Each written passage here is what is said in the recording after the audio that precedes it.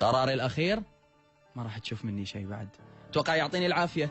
كفيت ووفيت، حب وحبيت، اهتمام واهتميت، أعذارك وطوفتها. كل ما وعدتني بحب يجيلي مكانه جفة، كل ما وعدتني باهتمام ألاقي مكانه الأهمال. لمتى وأنا أحرم نفسي؟ لمتى وأنا أسكر البيبان عن كل اللي يبوني؟ لمتى؟ عشانك الله يعز شانك عند اللي يحبونك، مو ما أولى، مو وقتك حقهم أولى. ايش حقبتي لي أنا الحين؟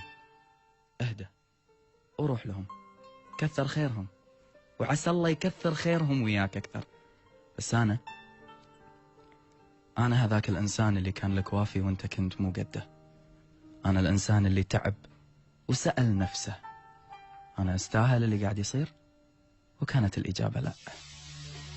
فعلى ضوء هذا الموضوع وبعد مناقشة السابق تم اتخاذ القرار التالي، وابتداء من اليوم عطى مني لك أنت ما راح تلاقي، عطى حق غيرك بي بالملايين، اهتمام مني لك أنت ما راح تلاقي، والاهتمام بيغرق ملايين، حب مني لك أنت بعد انسى، والحب بيهم أضعاف. أنا كنت موجود بين يدينك وأنت ما عرفت تحافظ على هذا كله. بتيلي اليوم وبتقول شنو؟ قراري خلص. أنا مش مبينة